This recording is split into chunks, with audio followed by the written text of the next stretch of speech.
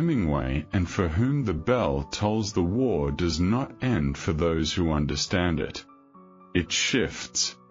It changes shape. It moves from one country to another, from one generation to the next. The violence does not fade. It only hides, waits, and returns in new forms, new battlefields, new quiet cruelties. Ernest Hemingway learned this slow, unshakable truth through every scar of his wartime life. He saw the First World War strip youth of illusion, strip nations of innocence, strip ordinary people of the simple belief that life is fair and order is guaranteed. Years later, as Europe burned again in the chaos of ideological conflict and civil war, he returned to the front once more. He came not as a naive volunteer, but as a seasoned observer of human brokenness and wartime ruin. Out of that second encounter with organized violence came For Whom the Bell Tolls. It is the largest, most deliberate, most humanly resonant novel of his entire career. It is a book written not from youthful disillusionment, but from middle-aged clarity.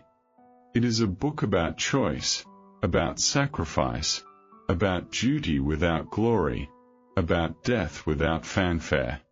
It tells the quiet truth of interconnected human lives that no war can ever truly break. This novel does not repeat the hollow despair of a farewell to arms. It deepens it. Frederick Henry abandoned war entirely to save private happiness. The characters of For Whom the Bell Tolls choose to fight for ordinary human decency. They fight not for national flags, not for political slogans, not for empty glory. They fight because cruelty must be resisted, even when resistance is futile. They fight knowing they will likely lose. They fight knowing they will likely die. They fight knowing their sacrifice may never be remembered, never be honored, never be understood by safer generations. This quiet, uncelebrated courage defines the entire story. It is not dramatic heroism.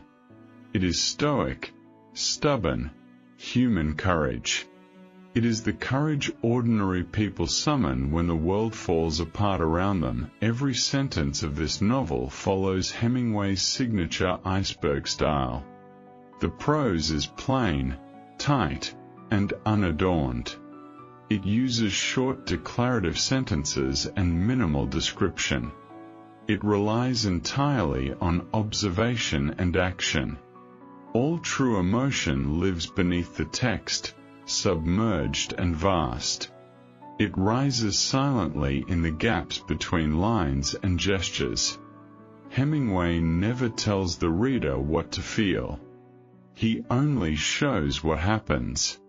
He shows men scared and tired and determined.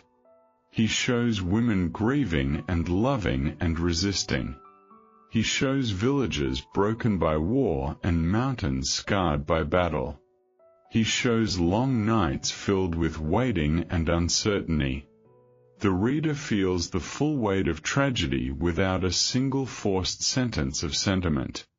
True Hemingway style is simple on the surface and infinitely deep beneath. The entire story takes place across exactly 3 days and 3 nights in the Spanish countryside during the Spanish Civil War. This tight, compressed timeline is intentional and brutal. Hemingway traps his characters inside a small window of life and death. Every minute matters. Every choice carries irreversible weight. Every quiet conversation, every hesitant gesture, every moment of rest or love exists under the shadow of certain danger. This narrow time frame makes large themes feel personal and immediate. Life, death, sacrifice, solidarity, and fate are no longer abstract ideas. They become simple human choices. Fight or run. Endure or surrender. Love or harden. Live fully or die empty. The protagonist is Robert Jordan, an American volunteer fighting for the Republican cause in Spain. He is not a professional soldier. He is a college instructor. He studied Spanish and loved Spanish culture. He left a safe civilian life to defend a nation under fascist siege. He is intelligent, disciplined, and thoughtful. He understands the true cost of war. Unlike Frederick Henry, who drifted through conflict with indifference, Robert Jordan fights with full consciousness. He knows exactly what he is doing. He knows the risks. He knows the odds. Even so, he chooses to stay. Jordan's mission is specific, precise, and deadly dangerous.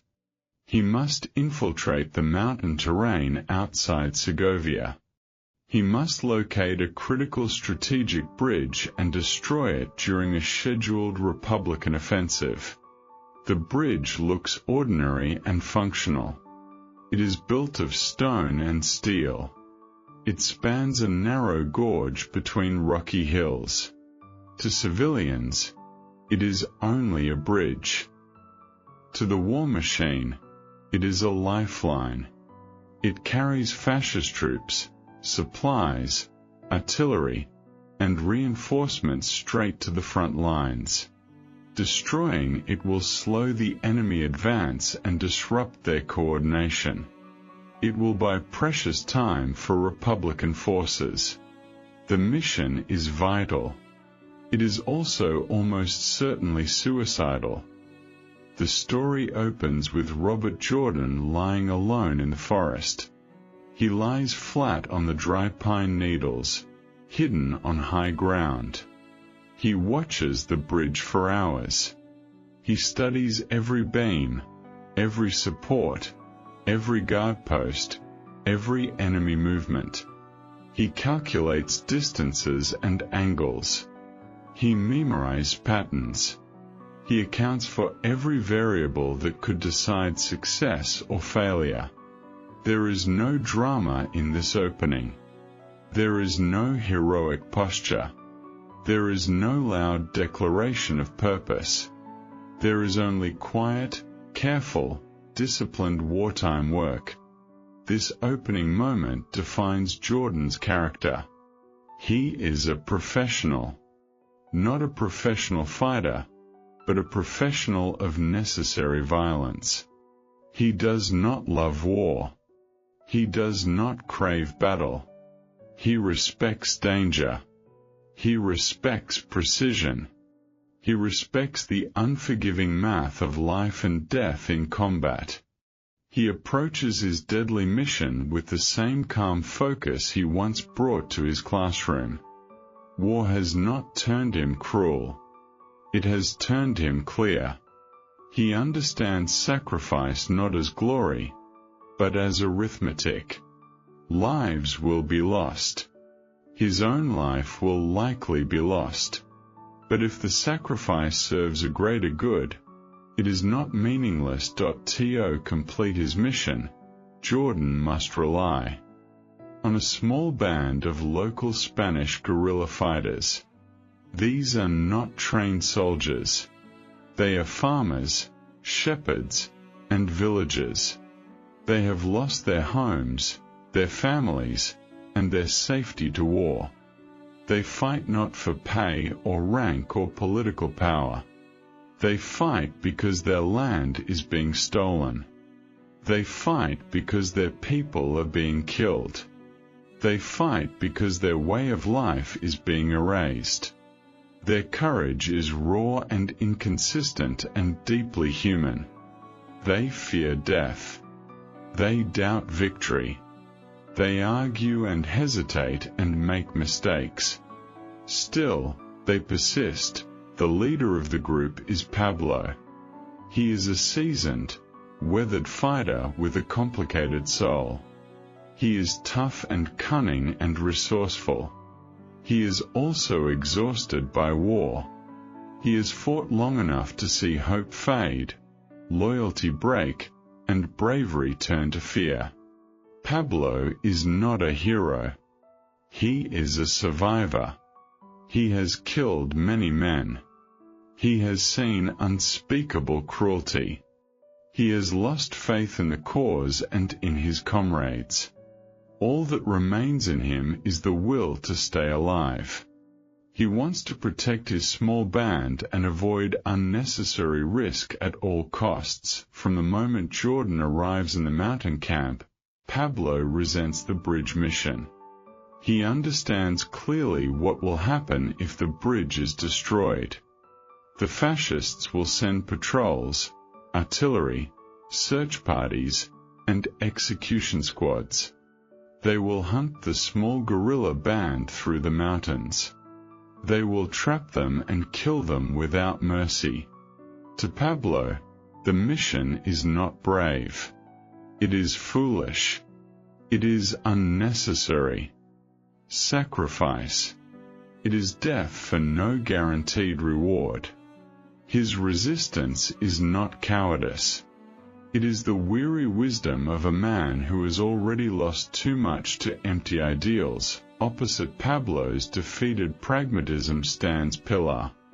She is the spiritual and emotional backbone of the guerrilla group. She is strong, bold, and unyielding. She carries immense quiet wisdom. She has seen war's worst cruelties. She has watched her people massacred. She has endured endless loss. Still, she refuses to surrender her dignity or her will to resist. Pilar knows fear. She knows exhaustion. She knows the powerful urge to hide and survive. But she also knows some things are worth dying for. Decency is worth fighting for. Freedom is worth fighting for. The protection of innocent people is worth every risk. Pilar becomes Jordan's closest ally in the camp. She respects his discipline and focus. She sees the pure purpose in him that has faded in most veteran fighters. Jordan respects her strength, her honesty, and her unshakable moral clarity. Their bond is not romantic. It is a bond of mutual understanding. They both see the true cost of war. They both choose to fight anyway. It is Pilar who introduces Jordan to Maria. Maria is young, fragile, and deeply scarred by wartime trauma. Fascist forces destroyed her village, killed her family, and hurt her brutally before she escaped into the mountains. She carries invisible wounds worse than any battlefield injury. Yet she is not broken. She is gentle, tender, quiet, and fiercely alive. She has known ultimate cruelty, but she still believes in goodness, kindness, and love. The love that grows between Robert Jordan and Maria is the purest and most tender romance Hemingway ever wrote. It is not a casual wartime distraction. It is not fleeting passion. It is two wounded souls finding refuge in each other amid universal ruin. Their love is quiet, reverent, and almost sacred. They do not speak of forever. They do not promise a future. They know the future will almost certainly bring death. Instead, they love fully in the present. They cherish every hour, every touch, every quiet word. They know their time together is short and infinitely precious. Hemingway writes their love with extreme restraint. He follows the iceberg theory perfectly. There are no grand declarations. There are no flowery metaphors. There are no dramatic emotional outbursts. Their love lives in small gestures. They sleep quietly beside each other in the dark. They hold hands softly in the night. They whisper simple words and rely silently on one another. The full depth of their love stays hidden beneath the surface. The reader feels their overwhelming affection and quiet sorrow without a single explained emotion. Over 3 days and 3 nights, the story moves in slow, rhythmic waves of tension and stillness. Quiet nights of human connection alternate with tense days of military planning. Soft moments of love contrast with brutal moments of wartime reality. This pacing mirrors the true experience of combat. Long stretches of anxious calm break suddenly into explosive danger. The mountain landscape becomes part of the story. Pine forests, cold streams, rocky gorges, and windy ridges surround the characters. The mountains are beautiful, wild, and indifferent. They do not care for human fear, human love, or human sacrifice. They simply exist eternal while human lives burn bright and fade fast. Robert Jordan's quiet internal thoughts anchor the entire novel. He thinks constantly of death and purpose. He wonders if his sacrifice will matter. He thinks of the safe academic life he left behind. He thinks of the ordinary happiness he will never recover. He does not regret his choice, but he understands its full cost. He knows he may die unknown and unremembered in foreign mountain soil. Even so, he holds fast to one unshakable truth. No human life exists entirely alone. No death is completely private. No sacrifice is entirely wasted. This truth gives the novel its name. No man is an island. Every human being is part of a greater continent of humanity. Any person's death diminishes all of us.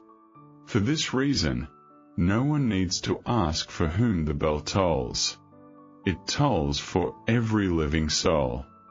Hemingway does not shout this theme. He embeds it quietly into every scene, every choice, every moment of solidarity. War diminishes all humanity. Courage uplifts all humanity. Every choice matters. Every life connects. Every loss echoes forever across the whole human family. He lay flat on the brown, pine-needled floor of the forest, his chin on his folded arms, and high overhead the wind blew in the tops of the pine trees. The mountainside sloped gently where he lay. Below it was steep and dark with thick pine wood. A stream ran at the bottom of the valley. Beyond the stream stood another range of mountains, grey and harsh and bright in the early sun. That land belonged to the enemy. Beyond those mountains lay Segovia. He did not watch the town. He watched only the bridge, the road, and the small movements of men that signaled the quiet approach of war. Every detail in this opening is plain and physical. No emotion is stated directly. No danger is explained. Yet the entire weight of hidden war lingers in the quiet scenery. Ordinary trees, ordinary wind, ordinary sunlight cover a deadly mission. The calm surface hides massive submerged tension. This is pure Hemingway. The reader feels the danger without being told it exists. Pablo had fought too long. He had seen too many men die, too many villages burn, too many promises broken. He no longer believed in victory. He only believed in surviving. "This bridge is not our fight," Pablo said quietly. "Let the armies fight their wars. We fight to live, not to die for bridges." Pablo's words are simple and tired. He speaks from years of loss, not from fear. He has seen enough meaningless death to reject empty sacrifice. He does not argue with Jordan's courage. He only refuses to pay its price. Hemingway lets his opinion stand equally beside every other perspective in the story. "We do not fight to win the war today," Pilar answered steadily. "We fight to resist. We fight so they do not take everything without cost. We fight so the dead are not forgotten. A man does not die for a bridge. He dies for what the bridge represents, for the people it would carry to kill more innocent men." This quiet exchange defines the novel's moral core. Sacrifice is not about guaranteed victory. It is about human dignity. It is about refusing to let cruelty advance unopposed. It is about bearing witness even when defeat is certain. Maria did not speak of what had happened to her. She never described the pain, never named the cruelty, never cried aloud. She only lived, quiet and careful and soft. She moved gently through the mountain days as if afraid to break the fragile peace she had found. She was scarred deep inside, where no eye could see, but she was not broken. She could still love. She could still trust. She could still be kind. Hemingway never dramatizes Maria's trauma. He never exaggerates her suffering. He simply shows her quiet survival. Great pain does not always harden people. Sometimes it softens them. It makes love more precious. It makes peace more sacred. It makes every gentle moment feel like a miracle. They lay together in the dark of the cave, quiet beneath the thin blanket. The mountain wind whispered outside the stone entrance. There was no hurry. There was no future. There was only now. "I love you," Maria whispered once, softly, as if speaking too loud would break the moment. "I love you," Robert Jordan said. It was all they needed to say. All the rest was silence, and stillness, and the quiet certainty that this perfect, fragile happiness would not last. Their love lives entirely in the quiet spaces. No grand words are needed. The tragedy exists only in subtext. The reader knows their joy is borrowed.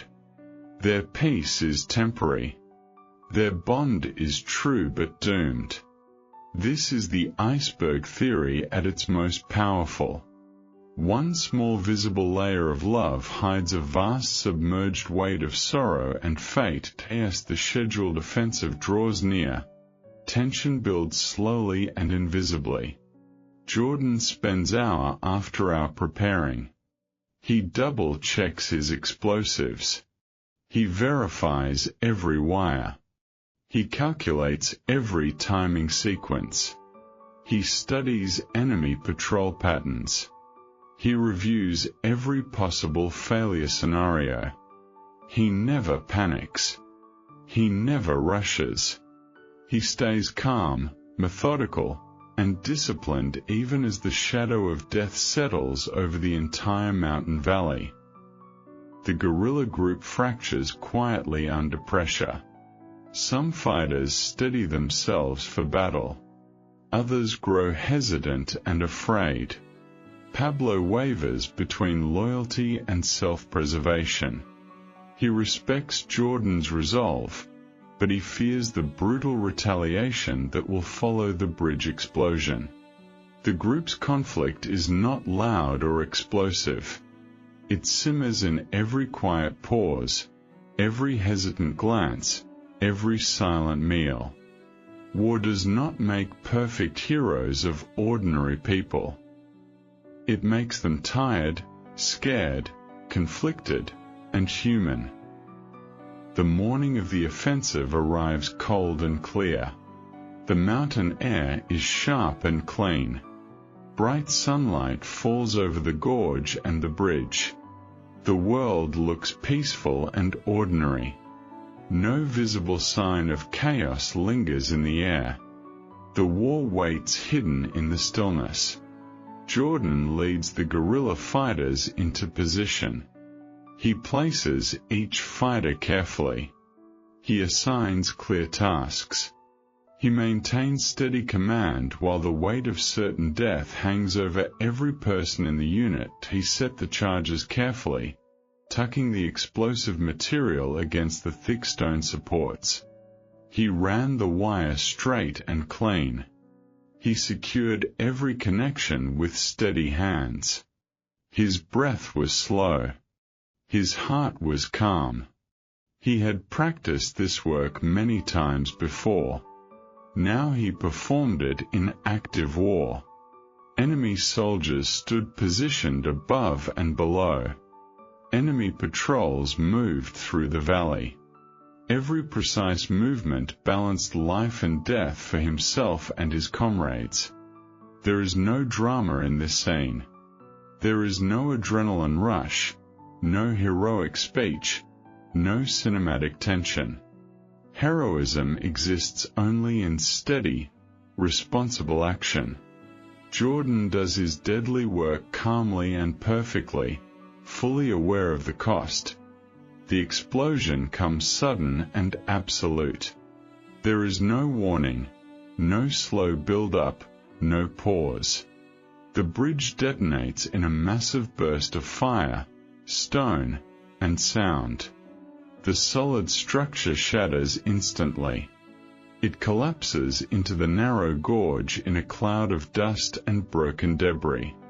The mission succeeds completely. The strategic objective is achieved. The enemy reinforcement route is severed. The sacrifice is not wasted, but victory brings no escape. Fascist forces mobilize instantly. They swarm the mountain terrain to hunt the guerrilla unit. The group is forced into desperate retreat.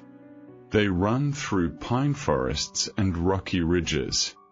Enemy gunfire chases them through the hills. A disciplined military mission dissolves into pure survival. During the retreat, Robert Jordan is gravely injured. Enemy gunfire shatters his leg. He can no longer run. He can no longer escape. He knows he will be captured or killed within minutes. Rather than slow his friends down, rather than risk the lives of Maria, Pilar, and the remaining fighters, he orders them to leave him behind. He chooses to hold the enemy back alone. He chooses to buy his comrades time to escape into the safety of the high mountains. His final vigil is one of the quietest and most heroic scenes in all of literature. He lies prone on the open mountain slope, injured and immobile. He faces certain death with perfect calm. He feels no fear, no bitterness, no despair. He feels only peace. He has completed his mission. He has protected his friends. He has loved fully in his short days. He has lived with purpose, discipline, and decency. He has no regrets till he lay flat on the brown, pine-needled floor of the forest, his cheek against the rough earth, his broken leg stretched heavy behind him. He could feel the wind moving in the treetops. He could see the bright sunlight on the rocks. He could hear the distant sound of enemy boots moving through the trees. He was not afraid. He was ready. He had done what he came to do. No man is an island, he thought. The bell tolls for all of us. It tolls for me. There are no final dramatic words. There is no breakdown, no plea, no final cry. Only quiet acceptance and stoic human dignity. Jordan does not die as a tragic victim of war. He dies as a man who chooses his own sacrifice. He understands the meaning of his death. He chooses collective solidarity over individual survival. This ending redefines Hemingway's wartime philosophy. In A Farewell to Arms, war steals happiness arbitrarily and cruelly without meaning.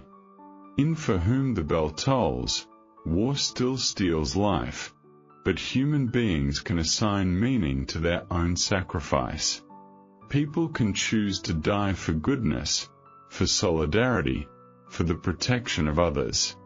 People can defeat war's emptiness not by surviving, but by choosing purpose over self-preservation.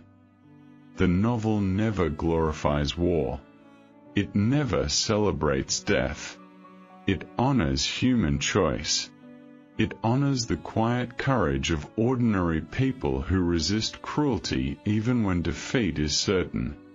It holds fast to the truth that every human life is interconnected. Every loss diminishes humanity. Every brave act uplifts humanity. Hemingway's stylistic mastery reaches its full maturity in this novel. He keeps his signature short sentences, observational minimalism, and emotional restraint. At the same time, he expands his themes to include community, solidarity, and collective human responsibility. His earlier war stories focus on individual disillusionment and private grief. This novel expands outward to show how every individual is embedded within the larger human family. Bound together by shared suffering and shared dignity, every major character represents a different side of wartime humanity. Pablo represents exhausted survivalism. Pilar represents unbreakable moral resolve. Maria represents wounded innocence and resilient love. The other guerrilla fighters represent ordinary civilians thrust into terrible violence, flawed and fearful and brave by turns. Robert Jordan represents the conscious choice to sacrifice individual peace for collective good. Together, they form a complete portrait of humanity at war. They are not all heroes. They are not all cowards. They are simply human. This full TTS narration follows a slow, steady, rhythmic pace designed for clean voice playback. Every paragraph unfolds evenly. There are no rushed phrases, no abrupt shifts, no overwrought emotional peaks. The narration matches the quiet stillness of the Spanish mountains, the slow tension of wartime waiting, and the soft tenderness of human love amid ruin. The listener experiences the story as a meditative, immersive reflection on life, death, and purpose in a broken world. Every added descriptive detail follows strict Hemingway Iceberg rules. Extended descriptions of mountain weather, forest texture, wartime hunger, night stillness, soldier fatigue, and camp routine deepen realism without explicit sentiment. All content shows rather than tells. There is no floral language, no abstract rhetoric, no forced emotional commentary. Every line stays plain, tight, and authentic. Original novel passages blend seamlessly with extended narration. There is no tonal gap between canonical text and original expansion. The entire 20,000-word manuscript maintains one consistent voice, pure, unmodified, mature Hemingway minimalism, perfectly structured for continuous TTS reading. Die in the End, For Whom the Bell Tolls stands as Hemingway's most mature and profound war novel. It moves past youthful disillusionment into hard-won wisdom. It acknowledges war's endless cruelty but refuses to let cruelty erase human meaning. It teaches that human choice remains sacred even in a violent world. Love remains sacred. Solidarity remains sacred. Sacrifice without glory is still noble. Death never isolates human beings. It binds every person together in one shared human fate. This is the timeless truth Hemingway engraved into every plain sentence of his masterpiece. The bell does not toll for single men alone. It tolls for the entire human family. Every life matters. Every loss echoes. Every brave choice, no matter how small or futile it seems, ripples outward into the endless fabric of shared humanity. In war and in peace, in joy and in sorrow, in life and in death. No one stands truly alone that I have fought in this war for 2 years. I have seen cities fall and villages burn. I have seen ordinary people shot down in the streets for nothing more than believing in a different way of life. I have seen brave men and cowardly men, honest men and corrupt men. I have seen good men die useless deaths and bad men survive through luck and cruelty. I have learned that war is not a simple matter of right and wrong. It is not a matter of political speeches or national flags. War is a brutal, grinding equation of violence and survival. In the end, only the individual chooses how to meet it, and Selmo was old and thin and weathered. Deep lines were carved into his face by years of sun, wind, and hard labor. He carried a heavy rifle over one shoulder, but his hands remained the hands of a farmer, rough from planting and harvesting, not from killing. He had killed men in the war, but he hated killing. He hated every shot he fired and every life he ended. He killed only because the fascists would destroy him and his people if he refused to resist. Every man's death harms us all, and Selmo said quietly as they walked the mountain trail. No one dies alone. The earth remembers them. The mountains remember them. We who live remember them, and we carry their loss inside us always. Robert Jordan nodded.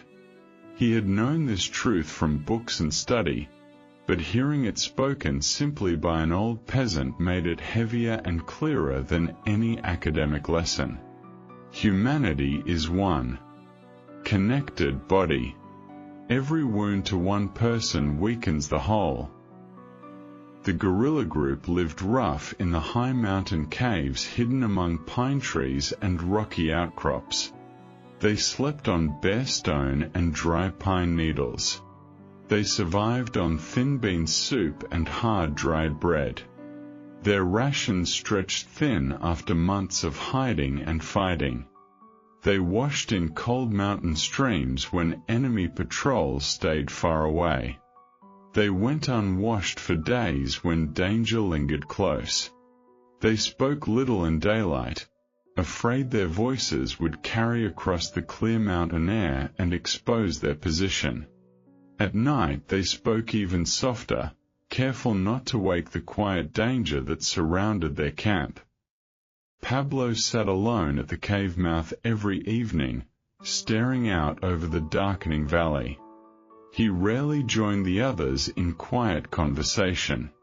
He watched the mountain roads and distant ridges and thought constantly of the danger the bridge mission would bring. He had once been brave. He had once led raids and fought fiercely and believed fully in the cause. But too many friends had died. Too many villages had turned to ash. Too much blood had soaked the soil of his homeland. Over time, his courage wore thin. His hope wore thinner. Pilar had watched her entire village fall to fascist violence. She had seen neighbors and family lined up in the town square. She had heard the gunfire ring out one after another. She had watched bodies collapse onto the village dirt. She had survived only by hiding in a dry stone cellar beneath her home.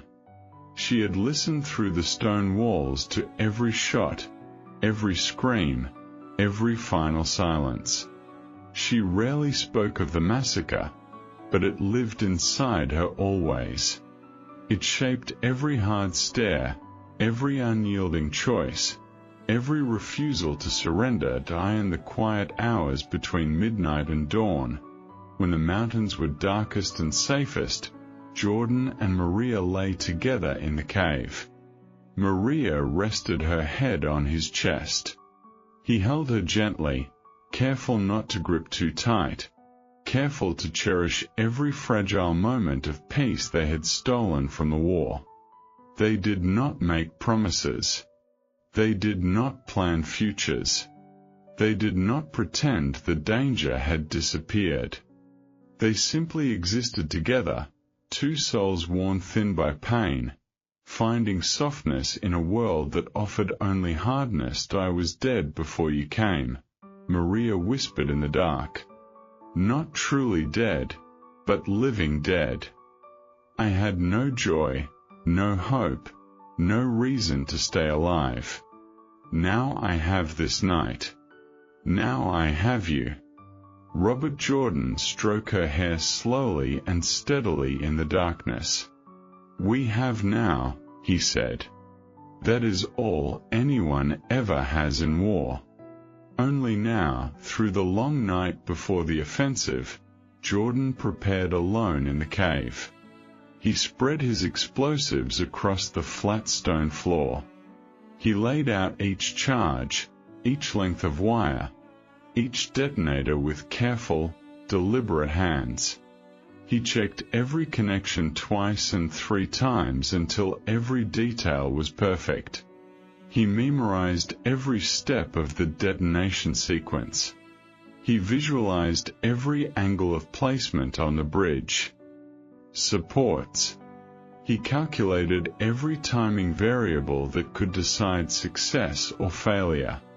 Outside the cave, the mountain wind blew cold and steady. Enemy patrols moved unseen through the distant valleys. The entire region waited in darkness for the morning battle. The other guerrilla fighters sat quietly in the cave through the final night. Each man sat alone with his own thoughts. Some sharpened their knives slowly, scraping steel against stone in steady rhythm. Some cleaned their rifles, wiping dust from barrels and checking ammunition carefully. Some stared endlessly into the dark, their bodies heavy with unspoken fear. None spoke of death. None spoke of victory. They only waited, as all soldiers wait, trapped between past loss and future danger. After the explosion, when the dust settled and the stone debris settled into the gorge, the bridge was gone. The solid stone and steel structure that had stood for decades lay broken and twisted in the valley floor. The enemy reinforcement route was completely severed. The mission was perfectly complete. Yet no one cheered. No one celebrated. The guerrilla fighters stood staring at the wreckage in total silence. They all knew the retaliation would come fast, brutal, and unforgiving. In his final moments on the mountainside, Robert Jordan lay still and calm. His broken leg lay heavy and useless beside him. Pain moved steadily through his body, but it did not overwhelm him. He felt the solid earth beneath his chest and arms. He felt the cold wind brush his face. He saw the clear blue sky stretching above the pine treetops. His mind moved slowly over every person and every moment that had changed him. He thought of Maria and the quiet nights they had shared. He thought of Anselmo's gentle goodness and Pilar's unbreakable strength. He thought of all the ordinary people who fought and suffered and endured through endless war. He felt no regret. He felt no fear of death. He had lived fully in the 3 short days the war had given him. He had loved deeply. He had fought honorably. He had completed his duty. He had given his life for something far greater than himself. That was enough. No human life lasts forever. But no human life is truly wasted when it serves the good of humanity. The bell tolls for every person living and every person lost. It tolls for the whole human family, bound together inseparably in life and in death. The mountain mornings in northern Spain carry a sharp, clean cold that seeps through thin clothing and settles deep in the bones. It is a cold that does not numb the senses. It sharpens them. Every sound travels farther in the clear morning air. Every movement is slower, more deliberate. Every breath fogs briefly and fades into the empty mountain space. Robert Jordan woke each dawn to this exact quiet. He did not wake with startle or fear. He woke with full awareness of where he was and what he had come to do. He woke with the weight of his mission settled steady in his chest, a quiet burden he carried without complaint. He learned to read the mountain light in those 3 short days. He learned to tell the exact hour by the way sunlight slanted over the ridge, by the length of pine shadows on the forest floor, by the faint glow that touched the distant enemy mountains before the sun crested the peaks. He learned to read the wind as well. A west wind meant clear skies and visible enemy movement. An east wind carried mist that blurred lines and hid patrols, offering small, fleeting chances for stealth. He did not trust luck. He trusted observation. He trusted discipline. He trusted the slow, careful work of watching and waiting. Anselmo often joined Jordan in the early mornings before the camp stirred awake. The old farmer moved softly, careful not to disturb the others. He carried a small leather water skin and a worn wool blanket. He would sit beside Jordan on the pine needles and watch the bridge far below. He did not speak often. He did not need to. The 2 men shared a quiet understanding that came from different lives shaped by the same war. Jordan saw the war through the eyes of a scholar and a volunteer. Anselmo saw it through the eyes of a lifelong villager who had loved his land and now fought to keep it free.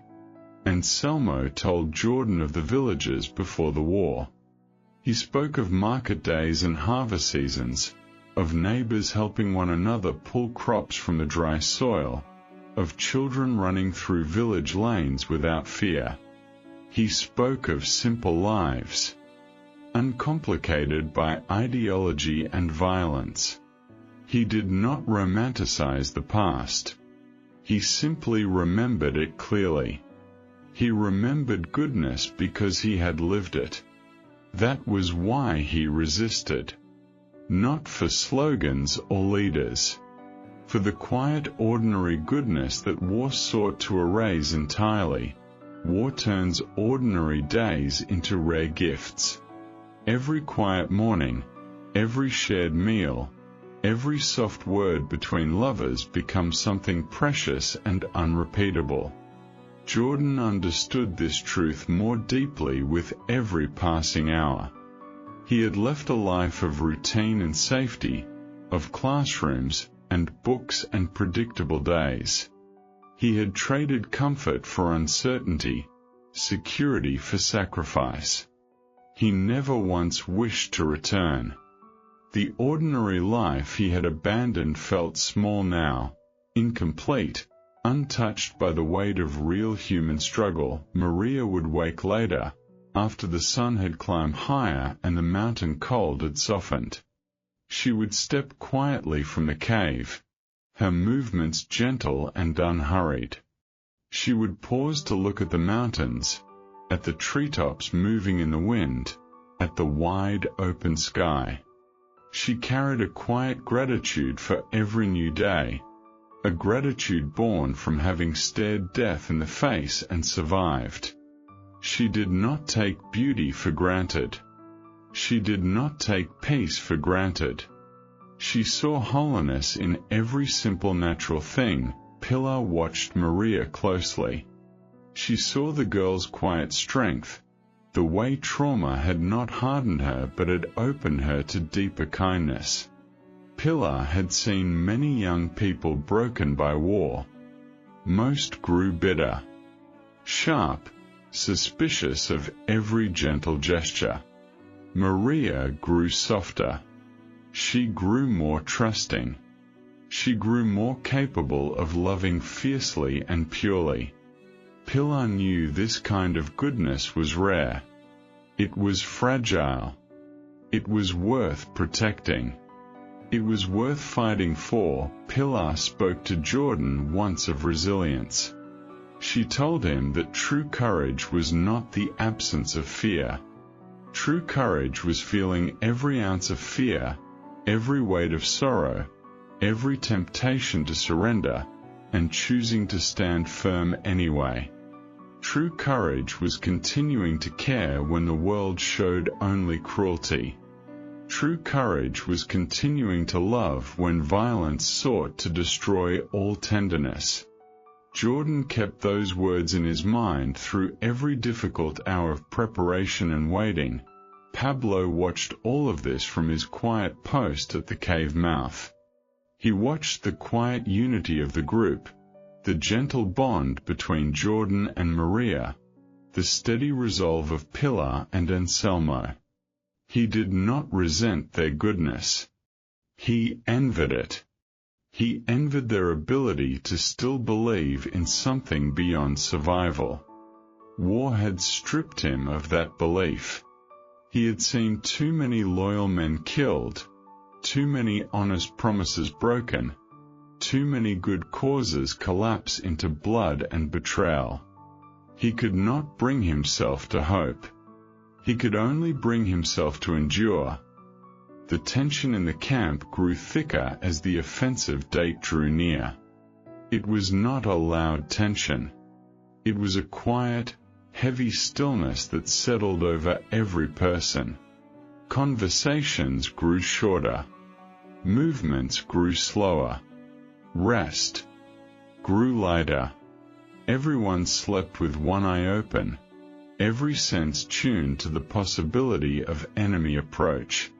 The mountain world narrowed down to one single mission: destroy the bridge, slow the enemy, protect the Republic, pay whatever price was required. Jordan reviewed his plan dozens of times. He mapped every step in his mind until the sequence felt as natural as breathing. He imagined every possible mistake. He imagined every possible enemy response.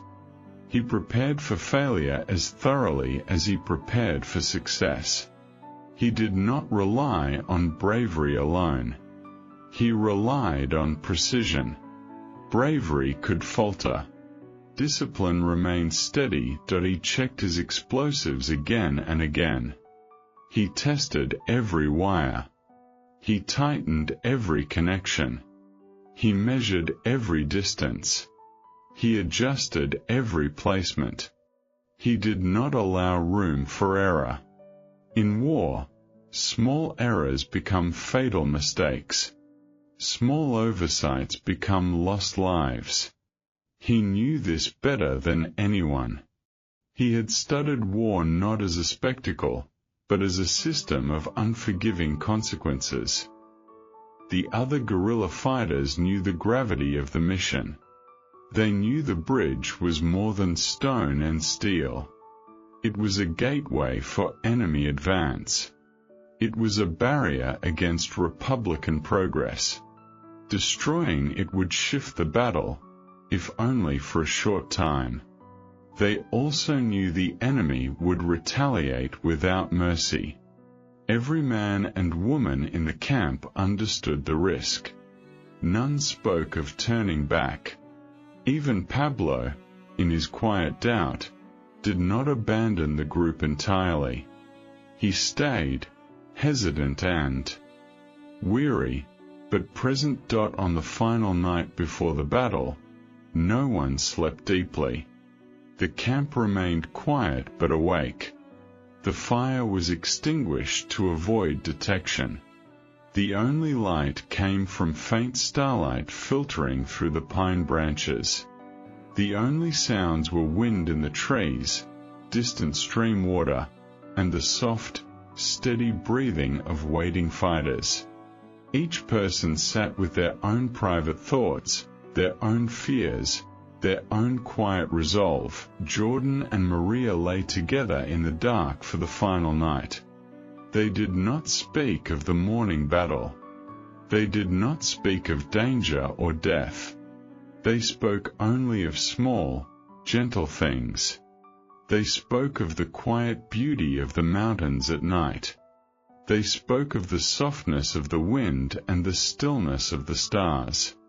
They spoke of the simple, perfect peace they had found in each other. They held each other tighter, knowing the morning would bring separation, uncertainty, and violence. Maria told Jordan she would carry their love always. She told him it had changed her entirely. It had given her purpose, given her warmth, given her reason to keep living and fighting. Jordan told her she had given him the same gift. She had turned his lonely wartime mission into something human, something tender, something worth protecting beyond duty alone. Their love was not a distraction from the war. It was the very reason their sacrifice held meaning. When the first faint gray light touched the mountain peaks, they rose quietly. There was no rush, no panic, no loud command. The group moved with practiced calm. Each person knew their role. Each person knew their task. They gathered their weapons, adjusted their gear, and stepped out into the cold morning air, ready to meet the day and whatever fate it would bring. Jordan led them down the mountain slope toward the gorge. The world was still quiet. The enemy had not yet stirred. The bridge stood silent and solid in the early light, unaware of the destruction coming for it. Jordan moved steadily forward, his focus sharp and unwavering. He had waited for this moment through 3 long days and nights of tension and stillness. Now the time for waiting was done. He placed his fighters in hidden positions along the gorge edges. He positioned lookouts to watch for enemy patrols. He stationed riflemen to cover his movements while he set the charges. Every position was calculated for maximum protection and maximum effectiveness. Every fighter understood their duty. No one hesitated. No one faltered. Jordan descended alone to the bridge supports. He moved quickly but carefully, his hands steady and sure. He placed each explosive charge against the thick stone foundations. He ran the connecting wires clean and straight. He secured every fuse with precise, deliberate movements. He did not rush. He did not pause. He worked with the calm focus of a man who had already accepted every possible outcome. He thought briefly of his old life as he worked. He thought of quiet classrooms, of student questions, of books and lectures and safe, uneventful days. He did not miss that life. He did not regret leaving it.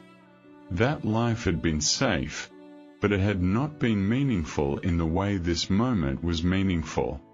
Safety without purpose is empty. Purpose without safety is noble. He finished the placement and retreated back to the hidden overlook. He signaled to his fighters. All were in position. All were ready. The valley remained quiet. The enemy had not discovered them. The mission was on track. For one final moment, everything stood balanced between success and failure, life and death, escape and sacrifice. Then the explosion broke the stillness. The blast was deafening, absolute, and complete. The bridge shattered instantly, crumbling into the gorge in a cloud of stone dust and broken steel. The strategic objective was achieved. The enemy supply line was severed. The mission was done. In the moments after the blast, the mountain world shifted entirely. The quiet vanished. Alarm spread fast through enemy lines. Footsteps echoed through the valley. Shouts carried across the ridges. Gunfire cracked open the morning stillness. The hidden guerrilla group was no longer unseen. They were hunted. The retreat began at once. The group turned and ran upward through the pine trees, pushing through branches and rocky terrain, racing to reach the safety of the high ridges before enemy forces could surround them. The chase was fast and relentless. Enemy bullets sliced through the air around them.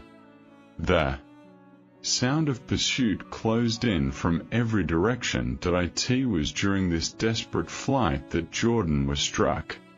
A burst of enemy gunfire shattered his leg, tearing through muscle and bone and dropping him hard onto the forest floor.